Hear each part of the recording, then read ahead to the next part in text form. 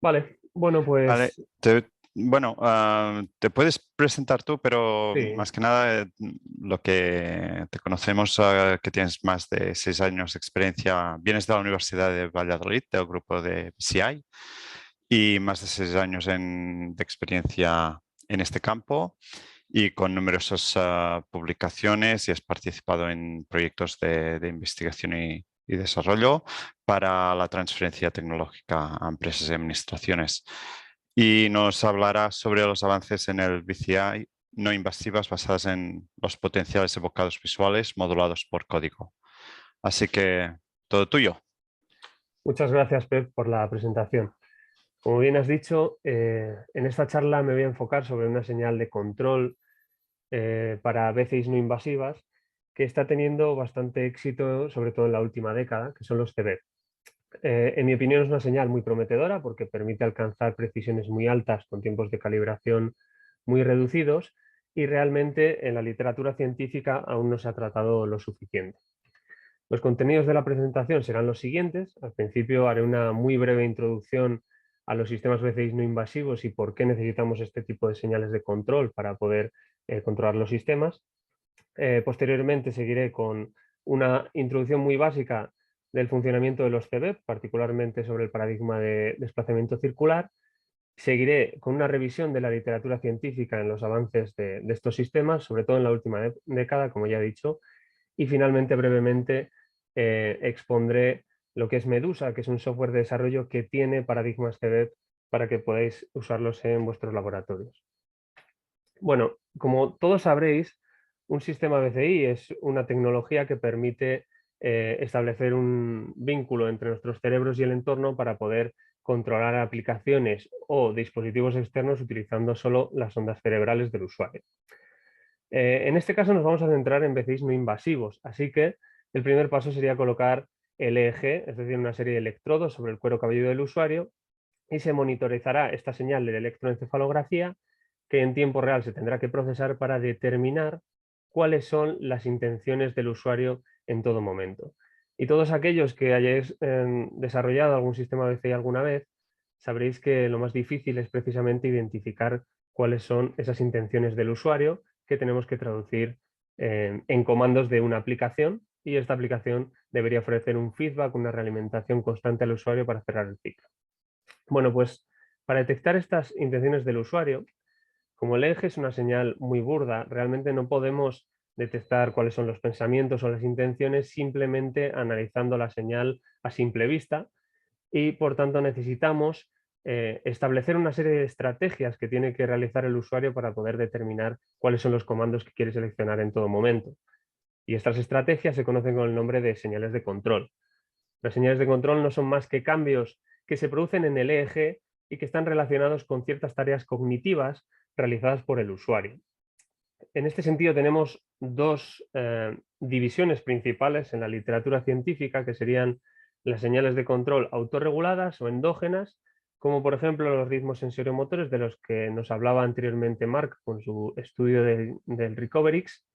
En este caso, pues con estas señales los usuarios necesitan aprender a generar una actividad relevante en el hemisferio que estemos buscando. En el caso de la imaginación de, por ejemplo, la mano derecha, podríamos ver una actividad predominante en el hemisferio izquierdo y de forma contralateral ocurriría lo mismo si nos imaginamos el movimiento de la mano izquierda. Entre medias de las autorreguladas y las respuestas naturales del cerebro, tendríamos los potenciales P300. Lo he colocado entre las dos porque realmente es un RP, es un potencial evocado por eventos, así que es una respuesta natural, pero la componente P300, que es la que se utiliza para controlar el sistema BCI, es una componente endógena porque el usuario está tratando de realizar una tarea muy simple realmente, que es distinguir entre un estímulo infrecuente, que es el target, y distintos estímulos más frecuentes, que serían los distractores. Y finalmente, dentro de las respuestas naturales del cerebro, o también llamadas señales de control exógenas, podríamos tener varias, como por ejemplo los SSB o, en el caso de que nos atañe, los CB. Los CB, bueno, una imagen vale más que 1000 palabras y un vídeo pues más que 1000 imágenes.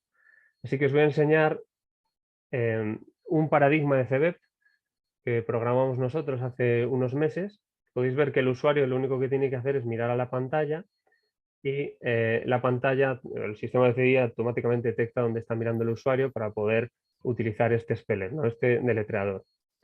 En este caso estamos usando CBEP y como veis las selecciones se producen bastante rápidamente en comparación con otro tipo de sistemas BCI como podrían ser aquellos basados en P300.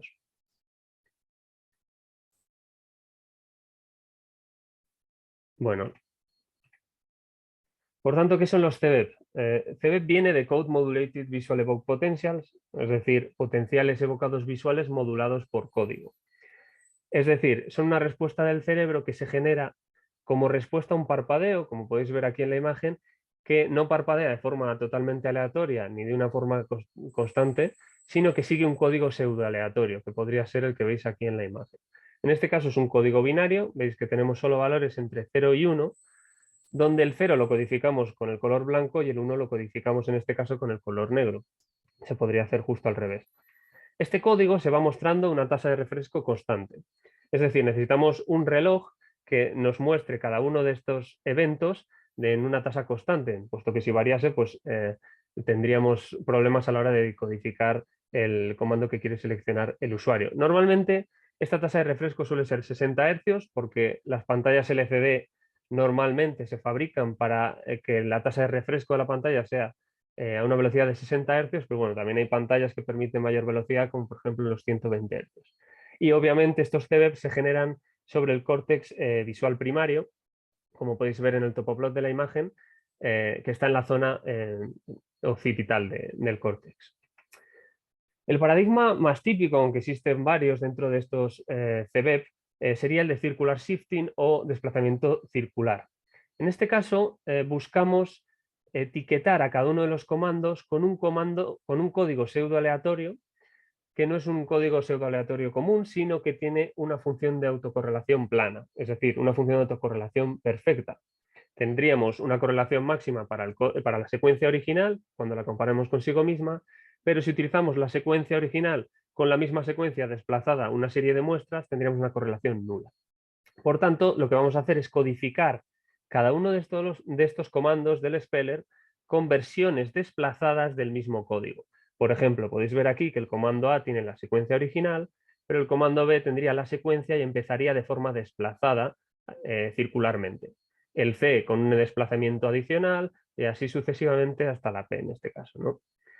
Y alguno de vosotros puede preguntarse, bueno, aunque la secuencia tenga una función de autocorrelación muy baja, el cerebro se comporta de manera no lineal y por tanto la función de autocorrelación de la respuesta del eje ante dicha estimulación puede que no tenga esa autocorrelación plana que buscamos. Eso es cierto, como podéis ver aquí, esta sería la función de autocorrelación de una respuesta CBEP, esto sería temporalmente, y aquí abajo tendríamos la autocorrelación, y veis que no es perfecta, pero es lo suficientemente baja como para permitir la identificación de los comandos. Es decir, lo que estamos midiendo aquí son desfases para identificar cada uno de los comandos, ¿no? Porque cada comando tiene un desfase particular. Por tanto, estos tipos de sistemas normalmente tienen dos fases, como casi todos los sistemas BCI. Primero tendríamos una fase de calibración, en la que pedimos al usuario que se fije en una estimulación que sigue la secuencia original y a través de un procesado de señal que explicaré posteriormente, pues obtenemos una plantilla, es decir, una respuesta eje ante el código original. ¿Cómo calcularíamos las plantillas para el resto de comandos? Pues al igual que cada uno de los comandos está codificado con una versión desplazada de la secuencia, utilizaríamos la misma plantilla y la desplazaríamos ese mismo número de muestras para obtener una plantilla para cada uno de los comandos. Normalmente esta calibración suele durar entre 1 y 2 minutos y medio o 3 minutos aproximadamente. Es muy breve. Posteriormente tendríamos la fase de test online donde el usuario está mirando al comando que quiere seleccionar, pero nosotros no sabemos dónde está mirando el usuario y es lo que queremos determinar. Se aplicaría el mismo procesado de señal, el usuario está mirando un comando en particular, obtendríamos esta respuesta CBEP en este caso y lo que haríamos sería simplemente realizar un análisis de correlación de la respuesta que hemos obtenido con todas las plantillas que hemos calibrado anteriormente. Simplemente aquella plantilla que alcance la mayor correlación será la que se corresponda con el comando que quiere seleccionar el usuario en cada momento. Normalmente este tipo de sistemas alcanzan precisiones, bajo mi experiencia, superiores al 90%, incluso más cercanos al 100% con sujetos de control. Ya veis que la calibración es muy sencilla y por tanto los sistemas CVEP están teniendo bastante importancia en los últimos años en la literatura de BCI. A partir de aquí os voy a presentar una revisión de la literatura científica, sobre todo de la última década de este tipo de sistemas. Y prácticamente todo lo que os voy a presentar lo publicamos el año pasado en una review de la literatura. Es la única review que existe para sistemas CVEP, así que si alguno estáis interesados en leerla, aquí analizamos 70 contribuciones científicas, que fueron el total de contribuciones relacionadas con CVEP que se habían publicado hasta 2021, de las cuales 35 eran artículos JCR y el resto, pues, conferencias, capítulos de libro, etc. Y de forma muy interesante, la base de estos sistemas, la base de los CVEP, se planteó hace muchos años. Se planteó en el 1992, perdón, por Eric Satter. Planteaba esta misma idea del circular shifting, pero en este caso lo implementó con un sistema invasivo, un sistema de electrocorticografía, y lo testeó con un paciente con esclerosis lateral amiotrófica, alcanzando una velocidad aproximadamente de 10 o 12 palabras por minuto. Y realmente este estudio cayó en el olvido en la literatura científica porque no fue hasta 20 años después, hasta, bueno, casi 20 años después, el año 2009, en el que Bean y sus colegas pues, implementaron esta misma idea, la idea de los CVEP, y lo compararon con un sistema de SSVEP.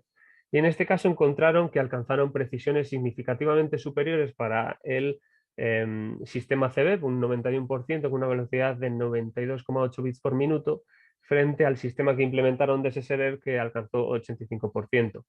Y cabe destacar que solo utilizaron un solo canal enfocado en OZ. Entonces no es de extrañar que a partir de este estudio del 2009 el número de publicaciones relacionadas con los sistemas basados en CVEP aumentó exponencialmente hasta la actualidad, que si no estoy equivocado son unas 73 publicaciones ahora mismo en 2022 a fecha de hoy. A partir de aquí os voy a explicar algunos de los aspectos más relevantes dentro del desarrollo de este tipo de sistemas a lo largo de la última década. Y el primero, o el que considero yo más relevante, sería el procesado de referencia. En la review identificamos que la gran mayor parte de los artículos que leímos utilizaban prácticamente el mismo procesado, en muchos casos era exactamente idéntico porque lo usaban como una métrica de gold estándar para poder comparar otros métodos nuevos, otros algoritmos, otros paradigmas. Es un procesado muy sencillo, basado en CCA, y nosotros lo hemos llamado procesado de referencia con la esperanza de que, bueno, no es el mejor procesado actualmente, pero es el más típico y el que podríamos usar como iniciación a los sistemas CVEP. También es el más fácil de entender. Entonces tendríamos dos etapas, las mismas que antes, calibración y test. En calibración, imaginamos que el usuario ha estado mirando a una secuencia durante una serie de ciclos. En la literatura científica de los CVEP, un ciclo es la repetición de una secuencia completa. Es decir, no solamente mostramos la secuencia una vez, sino que la mostramos una serie de ciclos o de repeticiones. Por tanto, el usuario ha estado mirando a esa estimulación y tendríamos una señal multicanal de K ciclos por el número de muestras, por el número de canales que estemos usando. Y aquí la dividiríamos en dos. Por un lado, haríamos el promediado sincronizado, como es típico en todos los RPs, Event Related Potential, y utilizaríamos la señal en RAW original y la señal promediada para entrenar un CCA, un análisis de correlaciones canónicas. Todos aquellos que hayáis implementado un SSVEP alguna vez probablemente estéis familiarizados con el método, pero básicamente lo que hacemos es hallar cuáles son los filtros espaciales que multiplicados a cada una de estas dos señales hace que su correlación sea máxima. En este caso utilizamos el filtro espacial que maximice dicha correlación y utilizamos estas secuencias TRP promediado para proyectarlo con el filtro espacial. Y esto esencialmente nos está reduciendo del número de canales, que pueden ser, por ejemplo, 16, a simplemente una señal de un solo canal, que nosotros llamamos plantilla CB. Esta sería la plantilla ante la secuencia original.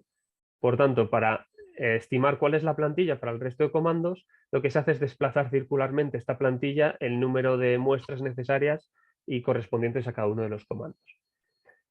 En la fase de test recibiríamos una señal idéntica, quizás con un número diferente de ciclos, pero no sabemos a qué pertenece. haríamos exactamente lo mismo, un promediado, proyección con el filtro espacial y posteriormente haríamos la correlación de esta proyección con todas las templates que hemos calculado anteriormente, identificando cuál es el comando seleccionado como aquel que alcance una máxima correlación.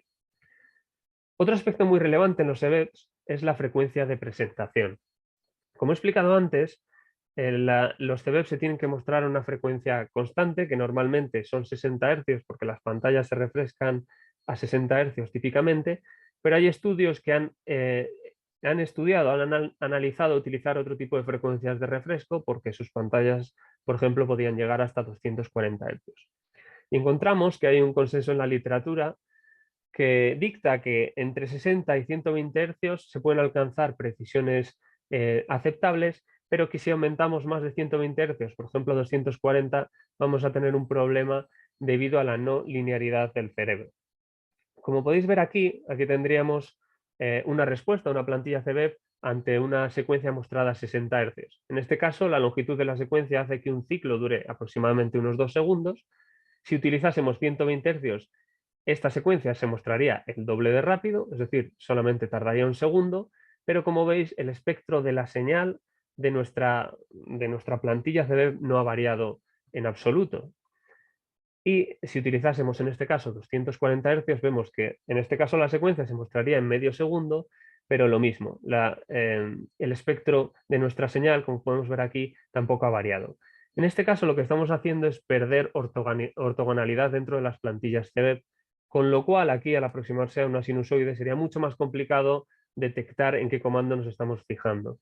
Así que estimamos, y bueno, en general la literatura recomienda que se empleen 120 Hz o 60 Hz en su defecto. Otro aspecto muy interesante de estos sistemas es cómo codificar cada uno de los comandos. Hasta ahora os he explicado que en el paradigma de circular shifting utilizamos una sola secuencia y la desplazamos para cada uno de los comandos. Por supuesto, esta secuencia tiene que tener una baja autocorrelación porque si no, no podríamos detectar cuáles son esos comandos en test. Y en este caso, pues bueno, hay distintas maneras de utilizar secuencias pseudoaleatorias. Matemáticamente, la que tiene una función de autocorrelación más baja son las M-secuencias, que son las que normalmente se usan en los estudios, pero también existen otras aproximaciones como las secuencias Barker, Golay o de Bruijn. Pero también existe otra aproximación que sería usar para cada uno de los comandos una secuencia distinta. En este caso, al tener un código por cada comando, lo que buscamos es que este conjunto de secuencias tenga una baja correlación cruzada. Y para ello se suelen utilizar, por ejemplo, los conjuntos Gold o Kasami. De hecho, los conjuntos Gold son los que se utilizan actualmente en los GPS. Realmente, tras el análisis de la literatura, nos dimos cuenta de que ambas aproximaciones obtienen precisiones similares y que depende más de la conveniencia del usuario en función del número de comandos que queramos codificar. Por ejemplo, si solo tenemos una sola secuencia y la secuencia es de una duración de 63 bits, quizás codificar más de 16 comandos con la misma secuencia está de más porque se solaparían demasiado esos desplazamientos temporales. Y nos interesaría más quizás utilizar un conjunto de secuencias, por ejemplo, de 39 secuencias, que nos daría para 39 comandos. En relación a estas secuencias, como habéis visto, son todas binarias, es decir, tenemos solo ceros y unos. Y también en la literatura se ha analizado, aunque más brevemente, la comodidad visual de los sistemas CVEP. Quizás podréis pensar, bueno, estar viendo una estimulación visual con tanto contraste puede que nos cause fatiga visual tras un tiempo de uso de la aplicación. Para aumentar esta comodidad hay principalmente tres vertientes. La primera sería aumentar la frecuencia de presentación de la pantalla. A mayor frecuencia de presentación, en general, mayor comodidad para el usuario. Se ha demostrado que para frecuencias de refresco en 120 Hz, el sistema es significativamente más cómodo que si utilizamos una frecuencia de refresco de 60 Hz, porque con 120 Hz no somos tan conscientes del alto contraste que nos produce la estimulación. Otra alternativa ha sido modificar estas secuencias binarias para hacer que su componente frecuencial esté más desplazada a las altas frecuencias dentro del espectro, puesto que estas altas frecuencias nos molestan menos que una estimulación que tenga componentes a baja frecuencia. Y finalmente, un aspecto mucho más reciente sería utilizar secuencias que no fuesen binarias. Las secuencias binarias tenemos solo blancos y negros, pero ¿y si utilizamos secuencias pseudoaleatorias que aparte de tener 2 valores puedan tener más? Por ejemplo, 4 valores distintas y codificadas con distintos tonos de gris. En relación a esto, hemos realizado un estudio muy reciente. Gembler y sus colegas en 2020 también utilizaron una aproximación similar, en el que hemos utilizado distintos códigos. Y estos códigos tienen distintas bases, es decir, no son secuencias binarias. Obviamente tenemos la secuencia binaria, pero luego también tenemos una secuencia con 3 valores, es decir, blanco-negro y el gris intermedio, o con 5 valores, 7 valores o incluso 11 valores. En este caso es muy interesante ver que, aunque para la secuencia binaria podemos tener una función de autocorrelación perfecta, en el caso de secuencias no binarias tenemos ciertas correlaciones espurias que se nos cuelan a distintos puntos, a distintos shifts temporales, ¿no? Son mínimos y máximos locales que deberíamos evitar a la hora de codificar cada uno de los comandos. Pero bueno, en general alcanzamos precisiones superiores al 98% con 16 usuarios, todos sujetos de control, eso sí, y con 10 ciclos, y hallamos que son significativamente menos molestas para el usuario que las secuencias de blanco y negro. Aquí podéis ver un vídeo en relación a este tipo de sistemas CBEP. En este caso me parece que el usuario está prestando atención a estimulaciones que tienen 11 valores distintos, con lo cual tenemos blanco, negro y 9 tonos intermedios de gris. Y como veis, no es tan fácil, o al menos no es tan fácil discriminar un valor de otro, porque no existen esos cambios de contraste tan altos como tendríamos en el blanco y negro, favoreciendo la comodidad del sistema. Otro aspecto muy relevante, aunque parezca muy sencillo, son las raster latencies. Alguno podréis pensar que las pantallas LCD no se refrescan a la vez, es decir, las líneas se refrescan de arriba a abajo y línea por línea. Por tanto, un comando que esté situado en la parte inferior de la pantalla tendrá una latencia relativa adicional a un comando que está colocado en la parte superior. Es decir, si nosotros mandamos la orden al ordenador para que actualice o se refresque la pantalla, el comando A se va a refrescar antes que el comando P. En este caso, Nagel y sus colegas recomendaron corregir este retraso adicional que se produce en las plantillas de los comandos en la fase de calibración. Aquí podéis ver en esta imagen cómo sería una respuesta CBEP ante un comando que está en la parte superior izquierda de la pantalla en azul y en la parte inferior derecha de la pantalla en naranja. Podéis ver que el retraso no es muy grande, aproximadamente de 6 milisegundos, depende un poco de la velocidad de refresco de la pantalla, pero afecta lo suficiente al sistema como para que se aumente la precisión significativamente si las corregimos. También me parece muy interesante hablar sobre otros filtros espaciales. En el procesado de referencia que expliqué anteriormente se utilizaba simplemente un CCA, pero ha habido artículos que han propuesto otro tipo de procesado de señal, y en este caso de filtros espaciales.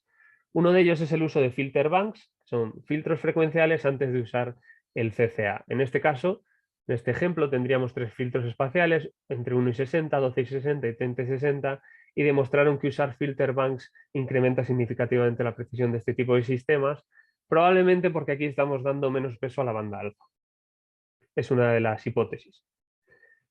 Otros investigadores también han usado spatiotemporal beamformers porque, aparte de entrenar un filtro espacial, también incluyen información temporal, es decir, tienen en cuenta la distribución temporal de los RPs. En este caso serían un sustituto directo del CCA, independientemente del filter bank, y también se ha demostrado un incremento significativo de la precisión.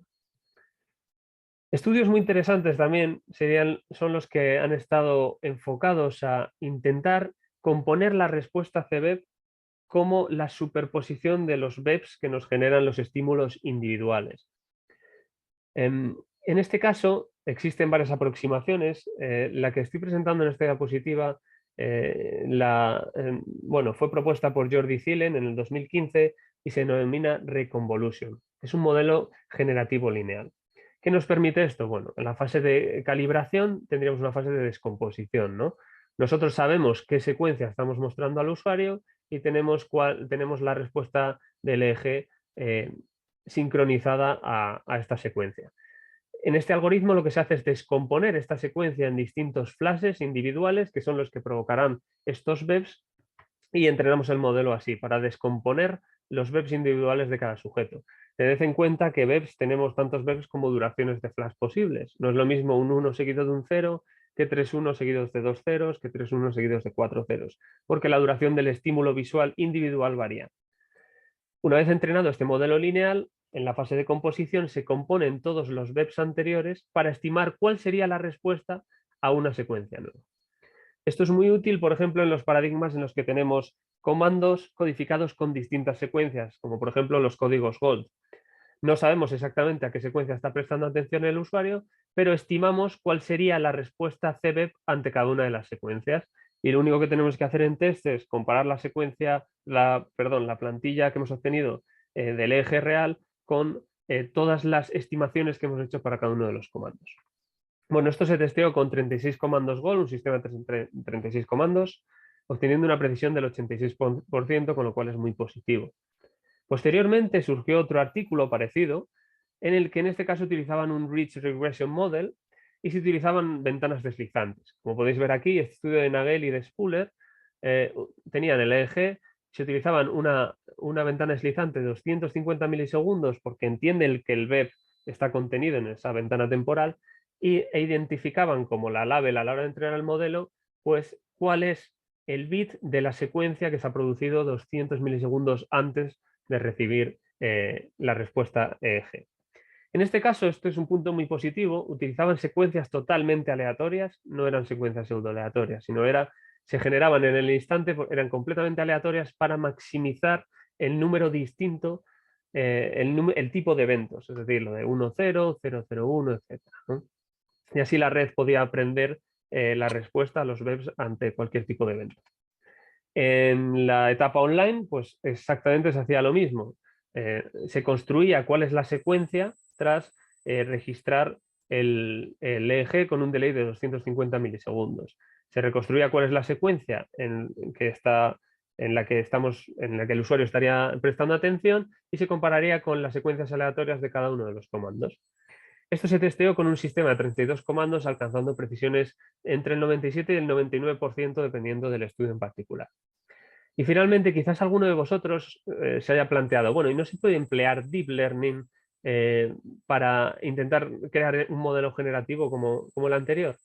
Bueno, pues Nagel y Spuller extendieron su algoritmo con una red de Deep Learning basada en una CNN que podéis ver aquí, preentrenada con 384 segundos de datos ante secuencias aleatorias. En este caso, realizaron una simulación, una vez preentrenado más bien el modelo, de 500.000 comandos distintos y estimaron que podrían sacar una precisión del 84%.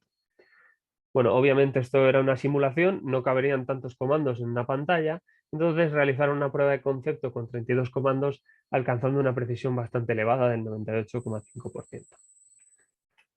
Luego, moviéndonos al tema de la calibración, que es algo muy importante en los sistemas PCI. En los sistemas PCI basados en P300, como los que ha presentado anteriormente Ricardo, normalmente necesitamos una etapa de calibración entre unos 15 y 30 minutos, dependiendo del número de repeticiones. Normalmente utilizamos 15 repeticiones, se denominan secuencias en P300 para entrenar el modelo. En el caso de CVEP depende mucho del paradigma. Si utilizamos un paradigma de desplazamiento circular, como el que estaba presentando al principio de la presentación, tardaríamos entre 1 y 3 minutos, como ya dije. Si utilizásemos la red de Deep Learning, entre 5 y 10 minutos, por esos 380 milisegundos de datos para hacer el fine tuning. O podríamos no utilizar calibración, porque también ha habido estudios que se han enfocado en estos, como por ejemplo el de Reconvolution.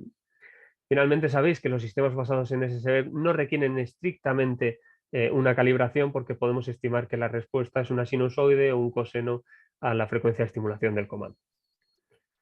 También se ha estudiado, algo que me parece muy interesante, el uso a largo plazo de estos sistemas, ¿no?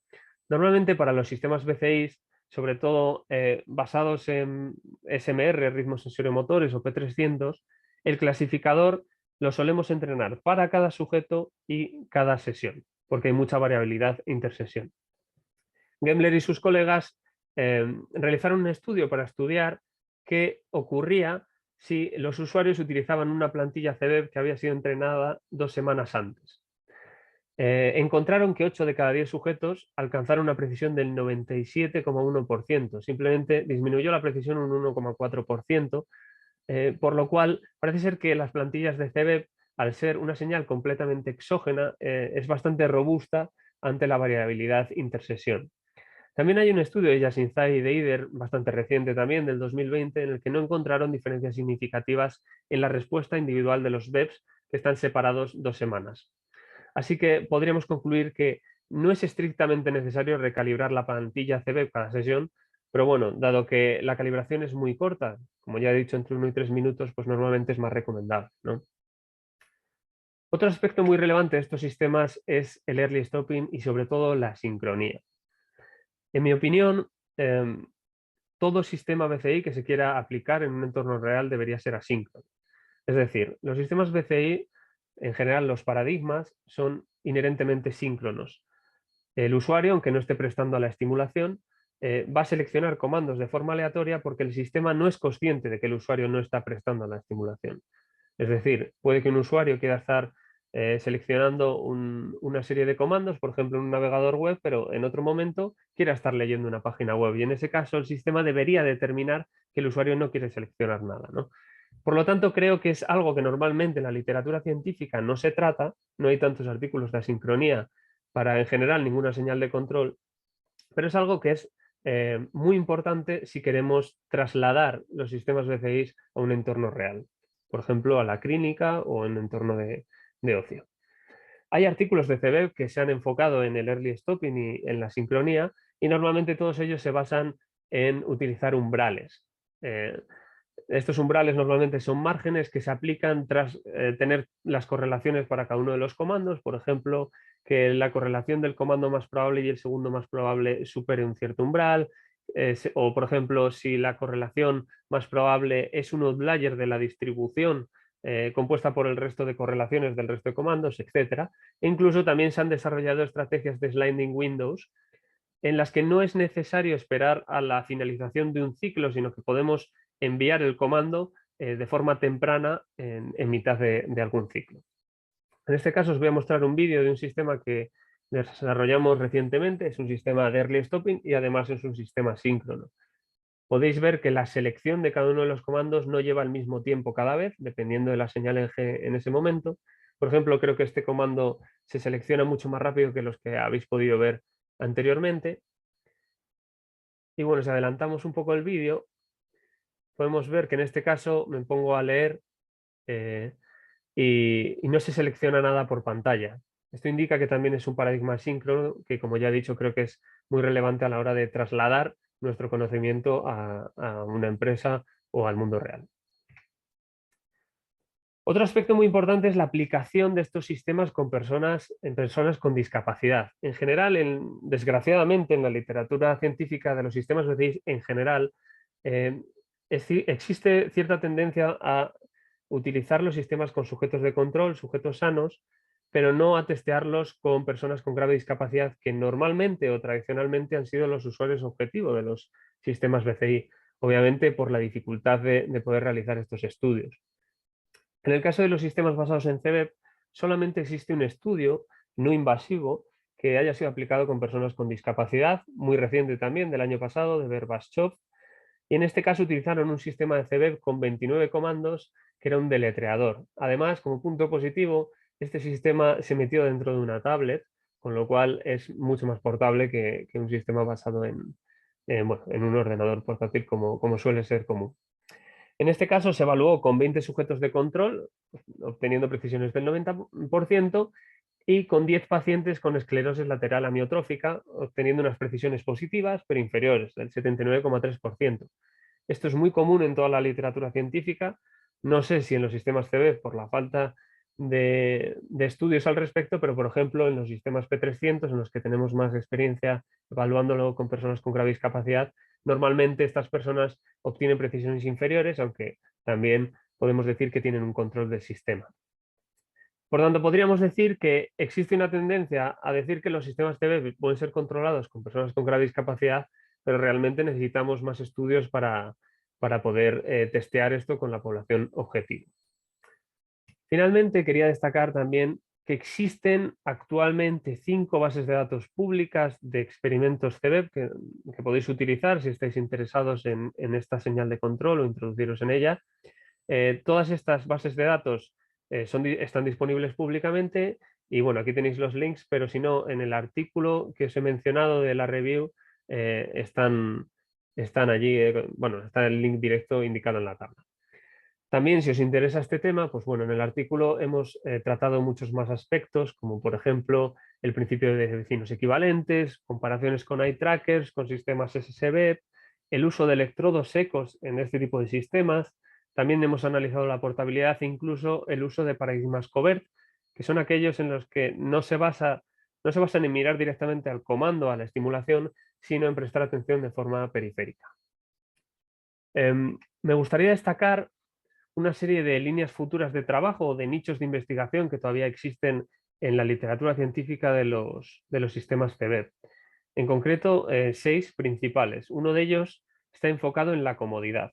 Normalmente los sistemas CVEP, en los artículos de la literatura científica, se suelen centrar en aumentar precisiones, en aumentar rendimientos, pero no tanto en hacer que la estimulación sea más cómoda para los usuarios. Y en este caso se podrían, por ejemplo, intentar realizar una combinación de secuencias no binarias y de restringir el espectro para tratar de que esa estimulación sea más cómoda o incluso codificarlo con colores, que es algo que nunca se ha hecho. También el uso de otras redes de Deep Learning podría ser muy interesante en este tipo de sistemas, ya no redes CNN como el estudio de Nagel, sino redes que tengan alguna información temporal, como las Recurrent Deep Neural Networks, las que están basadas también en módulos Inception, etcétera, o incluso también aplicar Cross-Subject Transfer Learning, que todavía tampoco se ha aplicado en los sistemas CB. Otra línea futura de investigación podría estar orientada a desarrollar sistemas más adaptativos, por ejemplo, hacer fine-tuning de estas redes de Deep Learning o tratar de crear sistemas CB plug and play sin ningún tipo de calibración, con lo cual sería muy positivo para la comercialización futura de los sistemas. Otra línea, yo creo que debería estar enfocada sobre todo en el tema de la sincronía, por este mismo aspecto de poder aplicarlos en entornos reales, sobre todo desarrollando métricas de detección de la atención del usuario que sean independientes del clasificador, es decir, métricas filter. Otra línea futura de investigación podría estar enfocada a desarrollar más aplicaciones reales, es decir, aplicaciones evaluadas con personas con grave discapacidad o incluso aplicaciones en sistemas embedidos o aplicaciones enfocadas a una comunicación alternativa y aumentativa.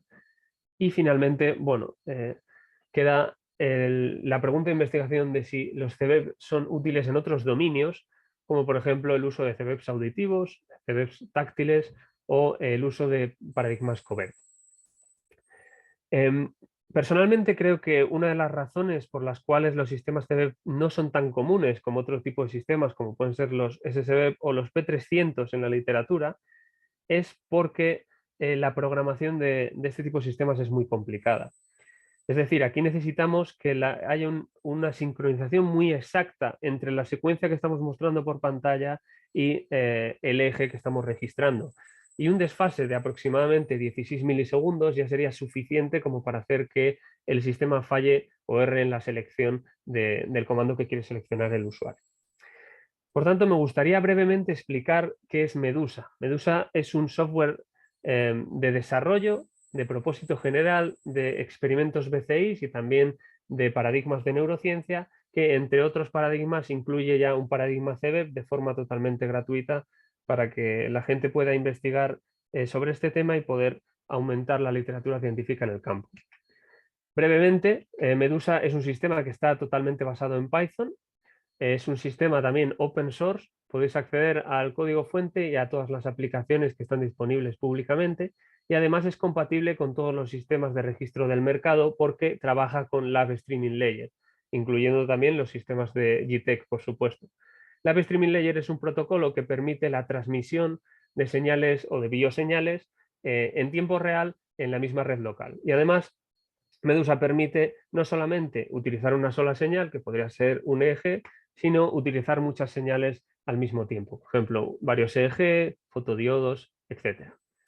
En el caso de Medusa se ha seguido un diseño completamente modular que explicaré posteriormente, y la gestión de estas aplicaciones o de estos paradigmas, como por ejemplo el paradigma de CBEP, se realiza en una web, se realiza de forma online, que está vinculada a la cuenta de cada uno de los usuarios, facilitando pues, el uso de la plataforma por distintos usuarios al mismo tiempo, ¿no? Y en este caso ya existen ejemplos de apps basadas en los tradicionales P300, Row Call Paradigm, CBEP, Motor Imagery, ritmo motores, neurofeedback e incluso también test de psicología cognitiva. Bueno, Medusa está compuesta por 3 módulos principales. El primero es un módulo completamente independiente de Medusa. Es un paquete de Python, de PyPy, totalmente independiente de la plataforma, que incluye ya funciones y métricas de procesado, como por ejemplo procesado para CBEP, que os pueden resultar útiles, y en este caso se usa para registrar y procesar las bioseñales de los experimentos. Tendremos también la Medusa Platform, que es simplemente la GUI, la interfaz de usuario. Es una plataforma en Python que permite visualizar las bioseñales y también mostrar los paradigmas al usuario en tiempo real. Y posteriormente existe una app Market que, aunque tenga el nombre de Market, todas las aplicaciones son completamente gratuitas y open source, así que desde aquí se pueden descargar módulos para utilizar distintos paradigmas P300, bueno, etcétera, lo que he explicado, ¿no? CB y demás. También se puede contribuir con tus propias aplicaciones y hacerlas públicas o privadas. Y finalmente os quería enseñar un pequeño vídeo de cómo se utilizaría un paradigma CB aquí en Medusa. En este caso lo que estoy haciendo es simplemente descargar la app, ya tengo Medusa instalado, y dentro de Medusa, pues bueno, las apps aparecen en la parte izquierda y aquí podéis configurar absolutamente todo. En este caso tendríamos, he configurado una etapa de calibración de 2 ciclos por trial y de 2 trials para que sea corta. Podéis ver que en este caso el paradigma se ha realizado en Unity, porque Unity permite establecer esa sincronización perfecta entre lo que estás mostrando por pantalla y el EEG, porque te permite controlar el refresco de la pantalla. En este caso estaba funcionando a 60 Hz. Bueno, aquí estaría guardando la señal, se entrenaría el modelo. En este caso, los métodos que se utilizan es el procesado de referencia que he explicado antes, y además también permite utilizar filter banks. Y en este caso, pues una vez entrenado el modelo, pues se podría utilizar de forma online. En este caso veis que la selección de los comandos tardan unos 10 segundos, porque aquí se me olvidó poner 2 ciclos por trial, en este caso hay 10 ciclos por trial y se está mostrando a 60 Hz. Pero bueno, es totalmente configurable, y si tu pantalla permite utilizar 120 Hz, pues se mostrarían también muchísimo más rápido. Y bueno, antes de terminar ya la presentación, simplemente quería destacar que actualmente yo y el profesor, el doctor Roberto Tornero, tenemos actualmente abierto un especialicio en el Entropy, titulado Entropy in Applied Electroencephalography, cuyo deadline es el 31 de marzo, por si alguno de vosotros estuviese interesado en mandar algún artículo al especialismo. Y nada más, con esto termino la presentación. Espero que os haya sido útil y algunos de vosotros os planteéis incluso utilizar los CBEPs en vuestras líneas de investigación. Muchas gracias. Muy bien, Víctor, gracias, muy interesante. Vamos un poco justos de tiempo, no sé si hay alguna pregunta, si no yo sé que tengo alguna pregunta y vamos a dejar un poco de tiempo para que si alguien tenga una pregunta la pueda escribir.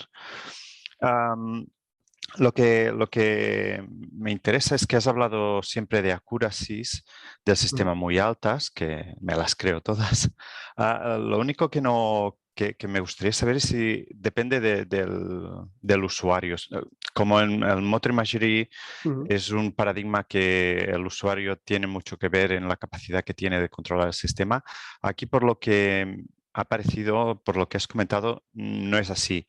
Es una cosa más constante entre sujetos diferentes. Sí que he visto la diferencia entre las personas con esclerosis lateral amiotrófica, que aquí sí que tenían una accuracy muy baja, pero la pregunta sería si habéis visto, al menos en sanos, en sujetos sanos, si hay mucha variabilidad entre la accuracy de un sujeto a otro.